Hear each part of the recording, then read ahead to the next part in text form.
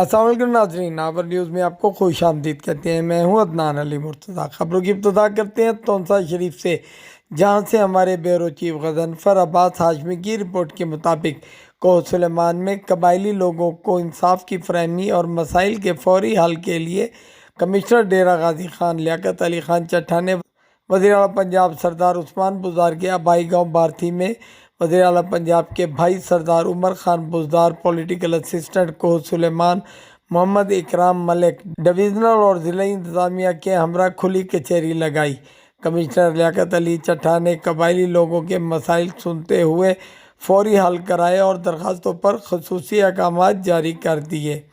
Commissioner Dera Ghazi Khan Liaquat Ali Khan چٹھا نے تھانہ بارتھی میں وزیر اعلیٰ پنجاب عثمان بزدار کے بھائی سردار عمر خان بزدار کے ہمراہ کھلی کچہری لگائی۔ کھلی کچہری میں قبائلی عمائدین سمیت لوگوں کی بڑی تعداد نے شرکت کی۔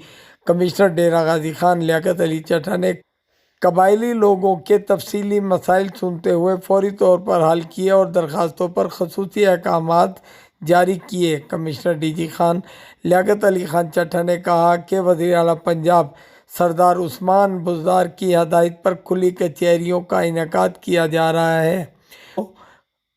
کھلی کچہری کا مقصد قبائلی لوگوں کو شہروں کی سفری کوفتوں، خرچ اخراجات سے بچا کر ان کے مسائل موقع پر ان کی دہلیز پر حل کرنا ہے۔